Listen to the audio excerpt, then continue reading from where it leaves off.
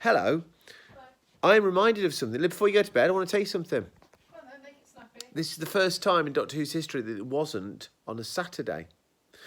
So at the end of Tom Baker's run, a really weird way of organising things cropped up where Doctor Who is actually on twice a week. Ooh. Which peculiarly means that all of a sudden you kind of get stories that could be structured as two-part stories. Ooh, indeed. But if this was the end of a two-part story, you'd be like, what the actual fuck? You would be, what the actual flip. So I'm going to level with you. I think we've just had 2 episodes of pretty much running around doing bugger all. I still don't... I'm really annoyed, right? Because if the implication is they're heading back to the Big Bang, that it's not the creation of the galaxy, it's the creation of the universe, and that's just true, and I don't care how scientific you want it to be, Bidmead, that is just true. And in my Doctor Who brain, I'd always convinced myself that it was a hydrogen inrush because we were travelling backwards in time, and therefore you were travelling backwards to... Oh, it doesn't matter. There are moments in this episode where I'm starting to get a feel for this Doctor, and I like what I see. There are moments here that work for me. This weird, slightly tetchy, grumpy, young, old man that is a different take on the Doctor that you couldn't have with any other Doctor, because this is our youngest Doctor so far, and I think that really works for me, and I think that's going to be good. But my gosh, there's a load around doing rubbish. And although I have a massive affection for Tegan and Nyssa, I cannot imagine well,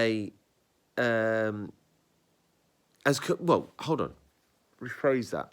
In coming into this, in the way they've been watching it, they've only been here 5 minutes. If this was Sarah Jane, I heard a rumour it was supposed to have been, or Leela, ergo, no, that doesn't work, then this would have more weight, wouldn't it? Because we've trusted in that person, but we hardly know Tegan. Now, Tegan's doing well. Nyssa, I like Nyssa, but her character's not shining through. There we go. That's what I'm reaching for there. But my gosh, it's a load of running around. And then we're starting to see, I had to say, some of the worst excesses of the Master. I have a plan, but there was another plan, and the other plan was a good plan. The first plan didn't work. Ugh, that's bothersome. However, let's be positive here. I like the whole Zero Room's disappeared, let's just make another bit of Zero Room. I like that. I think that's cheeky. I like that. And I've got to say, Doctor Who looks bloody good on location, doesn't it? I mean, the bits outside, absolutely glorious. And I really think that is a breath of fresh air for being stuck in the TARDIS. Which, as I say, I find that TARDIS-based episodes tend to disappoint, even though you expect them to be awesome. But anyway, there we go. So weird. I mean, first 2 episodes for Doctor was weird. Not quite enough to root me into this. But I have good feelings going forward because it's Castrovalva. I know the last 2 episodes are brilliant. So that's okay. But yeah, some weird decisions being made here, by the way.